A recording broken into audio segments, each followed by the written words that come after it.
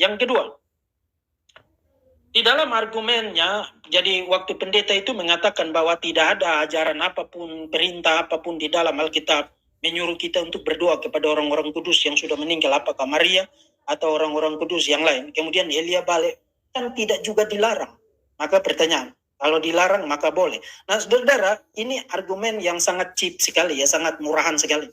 Jadi sangat, betul-betul sangat completely cheap, yang sangat murahan sekali. Why?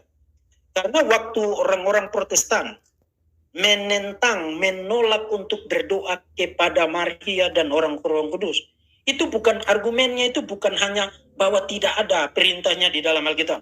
Bukan hanya itu. Itu berarti kamu completely straw man itu. Argumennya adalah bukan hanya tidak ada di dalam Alkitab, tapi praktik itu sendiri bertentangan dengan teologi doa, termasuk juga peran Kristus sebagai sang imam besar di dalam Alkitab. Nah, di dalam video saya sudah fokus bicara tentang peran Kristus sebagai imam besar. Hari ini saya akan fokus kepada nature atau substansi dari doa, teologi doa di dalam Alkitab. Teologi doa di dalam seluruh Alkitab tidak mengizinkan kita untuk berdoa kepada makhluk yang lain, yang ciptaan, termasuk Maria, termasuk orang-orang kudus. Tidak mengizinkan kita untuk berdoa kepada mereka. Apa alasannya? Pertama, di dalam Alkitab, doa itu selalu merupakan an act of worship. Doa itu selalu merupakan sebuah tindakan penyembahan. Tidak ada satupun doa di dalam Alkitab yang bukan merupakan tindakan penyembahan. Misalnya yang terkenal, Yesus waktu ngajarin kita berdoa, apa isi doa itu? Apa kami yang di surga, dikuduskanlah namamu, datanglah kerajaanmu, jadilah kehendakmu di bumi seperti yang di surga. Itu merupakan adoration, itu merupakan pemujaan, itu merupakan peninggian, exaltation kepada Tuhan yang adalah pencipta segala sesuatu dan yang punya niat, punya rencana untuk penebusan bagi umatnya dan memilih sekelompok umatnya untuk menjadi umatnya yang kudus dan am. Jadi doa di dalam Alkitab, setiap kali you baca doa di dalam Alkitab, tidak ada satupun doa di dalam Alkitab yang bukan merupakan tindakan penyembahan. Doa selalu, always punya aspek worship, aspek penyembahan. Nah kalau doa selalu punya aspek worship, kemudian you berdoa kepada orang-orang kudus, apakah Maria, apakah para santo-santa yang lain, meskipun you bilang you tidak menyembah mereka, tapi by definition of the prayer itself, berdasarkan definisi dari doa itu sendiri, you sedang melakukan tindakan penyembahan, which is sesuatu yang dilarang. You tidak boleh menyembah makhluk yang lain selain daripada Allah sendiri. Tidak ada satupun doa yang bukan merupakan tindakan penyembahan. Jadi waktu you bilang mari kita berdoa kepada Maria dan orang-orang kudus, tidak peduli kamu kasih 10 juta disclaimer bahwa kamu tidak menyembah mereka, tapi pada kenyataannya tindakan berdoa kepada mereka itu sendiri, by definition, berdasarkan definisi dari doa itu sendiri, kamu sedang menyembah mereka. Dan itu adalah idolatry, itu adalah penyembahan berhala. Itu yang pertama. Yang kedua, doa itu bukan hanya pada nature-nya, pada substansinya merupakan tindakan penyembahan. Tapi di dalam Alkitab, the receiver atau alamat doa itu ditujukan kepada siapa? Selalu harus ditujukan kepada Allah Tritunggal. Berdoa, misalnya formulasi yang terkenal, berdoa kepada Bapa di dalam Tuhan Yesus melalui kuat kuasa penyertaan dari Roh Kudus. Jadi doa di dalam Alkitab always Trinitarian, selalu Trinitarian. Dengan kata lain, penerimanya adalah Allah Tritunggal melalui Sang Putra, penerimanya adalah Bapa, tujuannya adalah Bapa atau ditujukan kepada Bapa melalui Allah Tritunggal dengan penyertaan dari Roh Kudus. Doa itu adalah tindakan Trinitarian. Dan tidak ada satu makhluk apapun, even para malaikat, even penghulu malaikat, yang boleh masuk di dalam kerangka Trinitarian dari doa itu sendiri. Jadi you lihat, waktu you berdoa kepada Maria dan orang-orang kudus, you merusak struktur Trinitarian dari doa itu sendiri. Doa itu adalah sebuah tindakan Trinitarian. That's why doa itu selalu merupakan tindakan penyembahan. Karena doa itu harus doa yang Trinitarian. You lihat sekarang. Jadi berdoa kepada Maria dan orang-orang kudus, meskipun satu kali lagi, meskipun kamu berbui-bui mengatakan kami tidak menyembah mereka, kami hanya venerasi. Tidak peduli kamu bikin disclaimer begitu, tapi berdoa itu sendiri, yang pada dasarnya, pada substansinya, pada nature-nya adalah tindakan penyembahan, dan pada nature-nya adalah tindakan Trinitarian. Waktu you berdoa kepada objek yang lain, Maria atau orang-orang kudus yang lain, you bukan hanya merusak struktur, nature, substansi dari doa itu, tapi you sedang melakukan tindakan penyembahan yang tujuannya, arahnya, objeknya itu bukan lagi Allah Tritunggal. Dan itulah persis merupakan inti dari penyembahan berhala. Kamu menyembah berhala ketika berdoa kepada Maria dan orang-orang kudus berdasarkan teologi doa di dalam Alkitab. Jadi bukan hanya sekadar tidak ada perintahnya. Oke, kalau tidak ada perintahnya, maka kan tidak dilarang. Bukan itu argumennya. Argumennya adalah, yes, tidak ada dasarnya. You tidak akan ketemu dari Kejadian sampai Wahyu orang berdoa kepada yang lain selain daripada Allah yang sejati. Tidak ada dasarnya. Tapi bukan juga hanya itu. Teologi doa itu sendiri di dalam Alkitab melarang kita, by implication, melarang kita untuk berdoa kepada Maria dan berdoa kepada orang-orang kudus. By definition ya, kalau you mengerti tentang teologi doa di dalam Alkitab. Dan bukan hanya itu, saudara. Kita bisa tambahkan observasi yang lain. Perintah-perintah untuk berdoa, terutama yang diberikan di dalam Perjanjian Baru, lebih khusus lagi diberikan oleh Tuhan Yesus. Perintah-perintah itu tidak membuka ruang untuk ada mediator lain di antara kita dan Yesus. Tidak membuka ruang itu. Misalnya kalau you lihat ayat-ayat yang terkenal seperti Matius pasal 11 ayat yang ke-28. Marilah kepadaku, langsung kepada Yesus. Kamu semua yang letih lesu dan berbeban berat, aku akan memberikan kelegaan kepada. Kemudian yang terkenal itu banyak-banyak, misalnya di dalam Yohanes pasal 14 ayat sampai dengan pasal 16. Misalnya ayat pasal 14 ayat 13 14. Dan apapun juga yang kamu minta kepada Bapa dalam namaku, aku akan melakukannya supaya Bapa dipermuliakan di dalam Anak. Jika kamu meminta sesuatu kepada Bapakku dalam namaku, aku akan melakukannya. Kemudian pasal 15 ayat 16. Bukan kamu yang memilih aku, tapi aku yang memilih kamu. Dan aku telah menetapkan kamu supaya kamu pergi menghasilkan buah, dan buahmu itu tetap. Supaya apa yang kamu minta kepada Bapa dalam namaku, diberikannya kepadamu. Kemudian Yoel pasal 2 ayat 32. Dan barang siapa berseru kepada nama Tuhan akan diselamatkan. Dan teks itu dikutip banyak sekali di dalam Perjanjian Baru. Kisah Rasul pasal 2 ayat 21. Pasal 22 ayat 16. Roma pasal 10 ayat 13. 1 Korintus pasal 1 ayat 2 sampai dengan ayat yang ketiga. Saudara lihat di dalam semua perintah berdoa di dalam Alkitab. Calling upon the name of the Lord. Atau berdoa kepada Bapa di dalam. Tidak ada apapun di dalam Perjanjian Baru yang mengizinkan mediator-mediator lainnya, misalnya Maria dan orang-orang kudus, in between antara kita dengan Yesus. Tidak ada. Kita boleh langsung datang kepada Tuhan Yesus Kristus. Dengan kata lain, menciptakan praktik dan menjadikannya praktik mutlak, disertai dengan anatema, itu kamu sedang menciptakan jarak yang sangat jauh antara umat ini dengan Tuhan Yesus dan dengan Allah Tritunggal. Kamu menciptakan jarak itu yang tidak diizinkan oleh Perjanjian Baru. Dan in fact di dalam contoh-contoh doa yang mereka lakukan, Yesus itu mereka gambarkan seperti hakim yang marah-marah, yang jauh di sana, yang transenden di sana, yang dekat dengan kita, yang penuh pengertian, yang manis dan lembut, yang mengerti pergumulan kita itu hanya Maria. Ini bahaya besar. Merusak bukan hanya merusak struktur doa, bukan hanya merusak nature substansi dari doa, tapi juga bertentangan dengan semua perintah berdoa kepada Tuhan, hanya kepada Tuhan, tidak boleh kepada yang lain, kepada Tuhan di dalam Alkitab.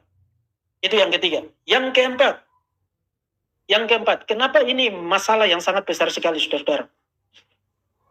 pada praktiknya, meskipun satu kali lagi mereka akan disclaimer, kami tidak menyembah Maria, kami tidak menyembah orang-orang kudus, kami hanya memvenerasi.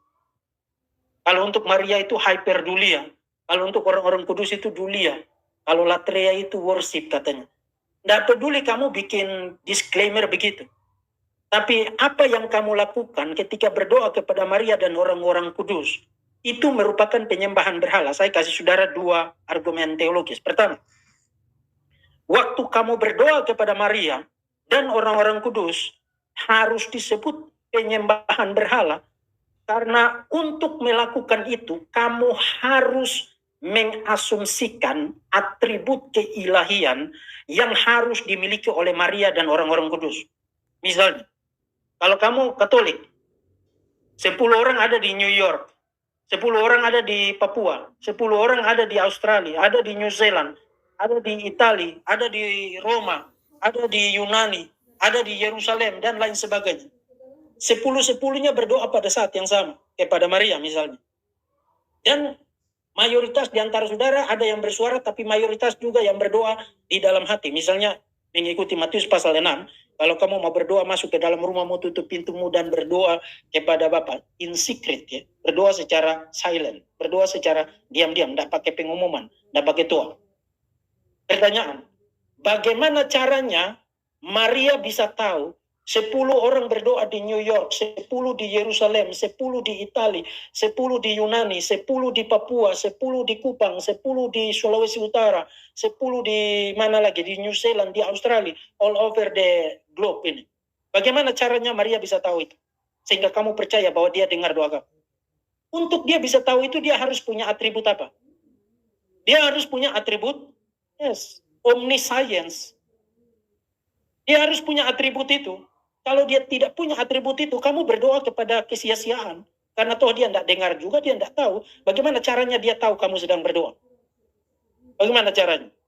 Dia harus punya atribut omniscience. Nah, waktu kamu melakukan tindakan itu, satu kali lagi, meskipun kamu kasih disclaimer berjubel-jubel, 10 juta, 20 juta, 1 miliar, 1 triliun, kami tidak menyembah Maria, kami tidak. Kamu menyembah Maria, memberikan atribut omniscience kepada Maria, seakan-akan dia bisa tahu semua orang yang berdoa, mereka berdoa dengan cara apa, dengan kata-kata apa, dan apa yang mereka doakan, Maria tahu tentang hal itu semua. Bagaimana caranya dia tahu tentang itu kalau dia tidak omniscience?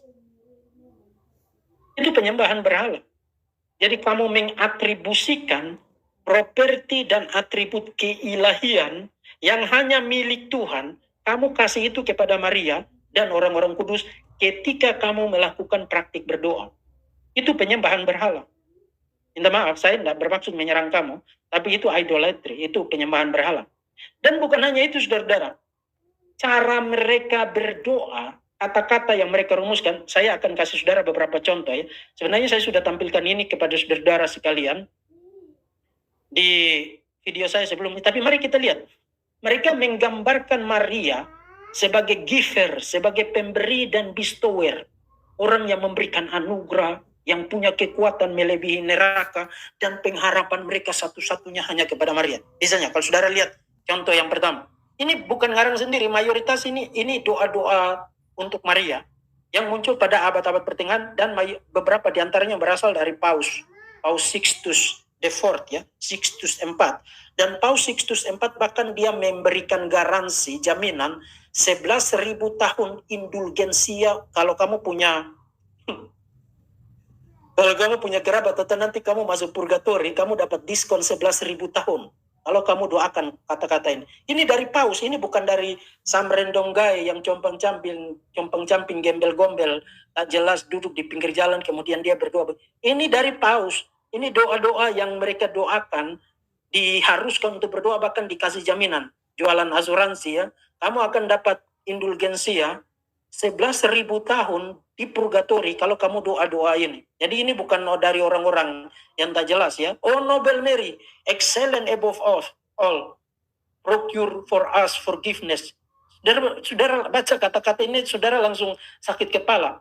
Yang paling mulia di atas segalanya, berikanlah pengampunan kepada kami. Jadi yang memberikan pengampunan itu Maria. Saudara lihat, ini penyembahan berhala. Yang memberikan pengampunan itu bukan manusia. Pengampunan itu diberikan oleh Tuhan Yesus Kristus. Oh Mary full of grace, penuh anugerah. Maria itu tidak penuh anugerah. Yang penuh anugerah itu Tuhan. Sweet, mild, and beautiful, grant us grace. Berikan kami anugerah. Jadi Maria digambarkan sebagai the giver of grace, pemberi anugerah. Nah kalau saudara pikir saya lebay menafsirkan itu, you baca lagi yang di bawah itu. Oh Maria yang mulia, lembut dan menyenangkan, persiapkanlah kemuliaan bagi kami. Jadi Maria mempersiapkan kemuliaan bagi mereka. Ya perawan Maria yang suci dan semua orang kudus dan orang-orang pilihan Tuhan, datanglah menolong aku yang malang sekarang dan pada saat kematianku.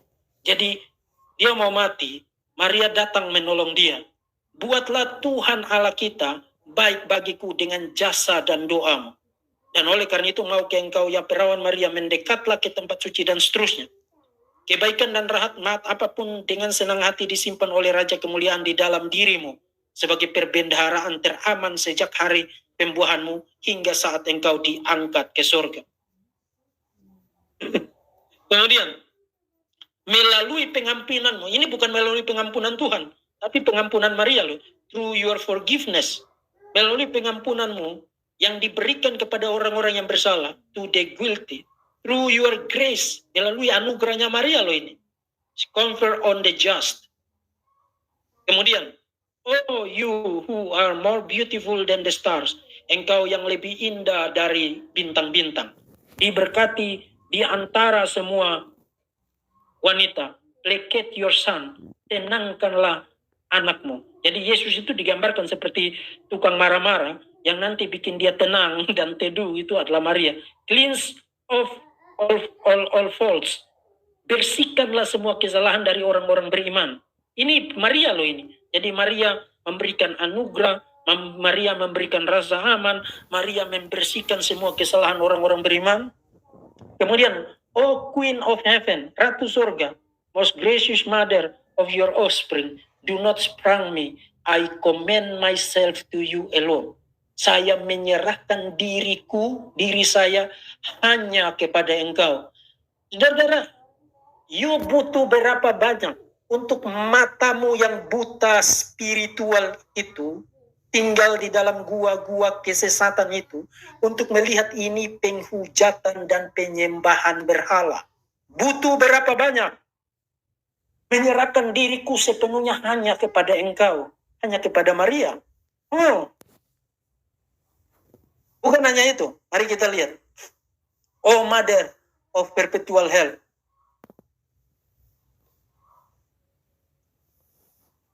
Wahai Bunda penolong abadi, engkau penyalur segala pemberian yang Tuhan berikan kepada kami, para pendosa yang malang. Di tanganmu aku menyerahkan keselamatan kekalku, dan kepadamu aku mempercayakan jiwaku. Di tanganmu, in thy hands, I place my eternal salvation, and to thee I trust my soul. Ini gila. Di tangan Maria kamu menaruh keselamatan kekalmu dan mempercayakan jiwamu kepada Maria. Count me among thy most devoted servants. Take me under thy protection. Di bawah perlindunganmu. It is enough for me. Itu cukup bagi saya. If you protect me, I fear nothing, not from my sins, because thou will obtain for me the pardon of them, not from the devils, because thou art more powerful than all hell together. Engkau lebih kuat dari seluruh neraka, bayangkan. Not even from Jesus. Jadi bahkan Yesus pun tidak bisa ngapa-ngapain saya. Kalau engkau yang melindungi saya. My judge, because by one prayer from thee, he will be a peace. Kamu butuh berapa banyak untuk melihat bahwa orang-orang ini sedang menyembah berhala. Dan yes, itu flow naturally from prayer. Karena prayer itu sendiri by definition adalah tindakan penyembahan. Jadi you lihat waktu mereka bilang kami tidak menyembah, kami hanya dulia, hanya hyper dulia. Itu menjadi lip service, pemanis di bibir, hanya jadi kembang gula. Karena doa itu sendiri merupakan tindakan penyembahan. Dan karena itu tidak heran you ketemu isi-isi doa model-model seperti tadi. Maria pemberi anugerah, keselamatanku kutaruh di tanganmu. Kalau engkau yang melindungi aku tidak takut akan dosaku. Bahkan engkau lebih kuat dari seluruh neraka. Hanya kepada engkau saja aku menyerahkan diriku. Itu kan kata-kata yang kita harus ngomong kepada Tuhan Yesus. Bukan kepada Maria. Waktu kita ngomong itu kepada ciptaan, kita sedang menciptakan berhala. Dan berhala itu adalah kejijikan di mata Tuhan. Itu kejijikan di mata Tuhan. Dan bukan hanya itu, saudara-saudara. Sorry, saya hilangkan ini. Kalau saudara baca Martin Chemnitz, dia kasih 4 volume tanggapan terhadap Konsili Trident. Saya sudah berkali-kali kutip di sini, tapi khususnya di volume yang ketiga, dia ada kutip ada satu dokumen isi doa, bukan isi doa tapi mazmur untuk Maria, Psalter of the Virgin Mary. Saudara bisa Google sekarang, Psalter of the Virgin Mary dari Santo Bonaventura. Itu orang yang sangat besar di dalam tradisi gereja Katolik abad ke-13. Dan saudara lihat Psalter of the Virgin Mary, itu 10 mazmur pertama, mazmur 1 sampai mazmur 10 yang ada di Alkitab saudara. Mereka ubah. Jadi nama Tuhan itu mereka ganti dengan Maria. Itu gila sekali, betul-betul gila sekali. Misalnya 2 kalimat pertama dari mazmur pasal 1, mereka ubah jadi begini. Blessed is the man who loves your name, Virgin Mary. Jadi diberkatilah atau berbahagialah orang yang mengasihi namamu, Perawan Maria. Your grace will comfort his soul. Anugerahmu akan akan menghibur jiwanya. Itu kan mazmur untuk Tuhan. Tapi mereka ubah. Bonaventura itu tokoh besar sekali. Itu bukan Patrice Allegro, bukan Alfonso Colo itu. Itu orang besar sekali. Bahkan dia dikasih gelar santo itu, Santo Bonaventura abad 13. Psalter of the Virgin Mary. 10 mazmur. Mazmur 1 sampai mazmur 10. Bahkan kalau saudara baca di dalam Martin Chemnitz, dia mengatakan bahwa Paus Sixtus IV memberikan garansi 60.000 tahun indulgensia di purgatori. Kalau you ucapkan doa-doa semacam itu. 60.000 tahun. Jadi dapat diskon 60.000 tahun di purgatori. Kalau you ucapkan doa-doa semacam itu. Jadi nama-nama Tuhan di dalam Mazmur pasal 1, pasal 2 sampai dengan pasal 10. Nama-nama Tuhan itu mereka buang. Lalu mereka ganti dengan Maria. Contohnya seperti yang tadi. Diberkatilah orang yang mengasihi namamu, Perawan Maria. Padahal itu mazmur untuk Tuhan loh, untuk Yahweh loh. Mereka ganti untuk Maria. Itu kegilaan, itu penyembahan berhala itu. Kita harus ngomong apa adanya. Itu tidak dimaksudkan untuk menyakiti hati atau secara unnecessary insult kamu. Itu tidak dimaksudkan begitu. Tapi yes, itu nature-nya adalah penyembahan berhala. Yes, itu penyembahan berhala.